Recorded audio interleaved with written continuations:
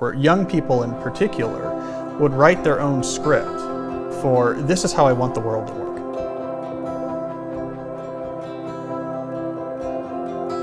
Well, I don't think we think enough about how hard it is to actually do interesting and successful things.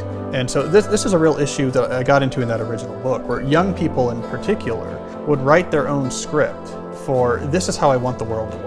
This is how, I want to run this thing and I want it to be really successful and I want X, Y, and Z, and here's what I want to be important for this. Like, the reality is everything that is worthwhile is really, really hard, and it's often really, really specific. And so I'm always telling young people something very similar.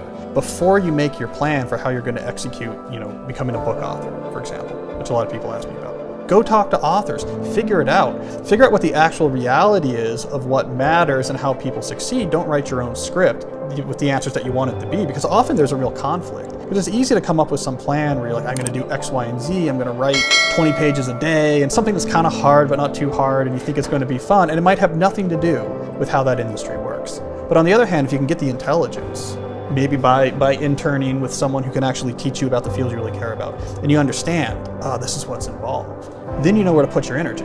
You know where to get the leverage point. It's why in academia, for example, why the people who write papers for star venues tend to train with other stars. Because you just learn, right? If you're at MIT in the sciences, you're going to learn from people that this is what they do. They write papers for the top places. They know how to do it. The mindset's all built around it. You can see what they pay attention to and what they don't pay attention to. And that type of apprenticeship actually matters.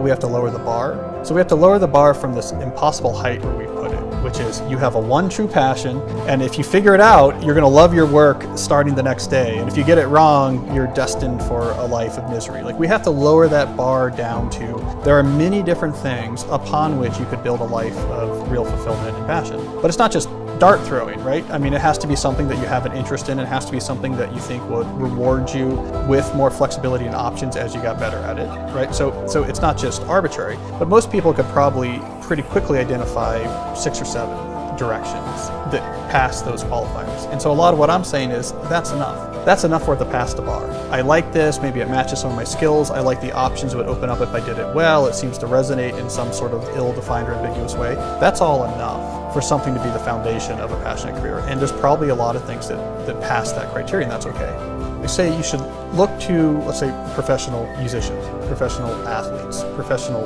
chess players, people who have to get good in a world that has a well-defined competence hierarchy, where you have a chess ranking and you can't run away from it. You have a batting average, right? You can't get away from it. Watch how they train.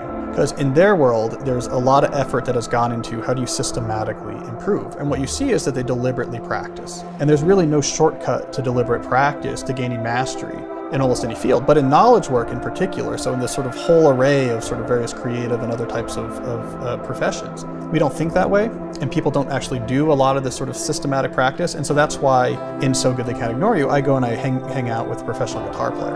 And I say, okay, I want to watch you practice. And in this case, there's actually a good reason to do so, because this is someone who started playing guitar at the same time that I started playing guitar. And at the age where I was not that great, I played in a rock band, and we were like, okay, he had a record deal, was being heralded as like this talent, right, in new acoustic guitar playing. So I said, great, I want to understand, why did he become really, really good? And I didn't. Watching him practice in this sort of musician's frat house he lived in Boston with all these other musicians, answered the question 100%. He was so intense when he was practicing the guitar that he would forget to breathe.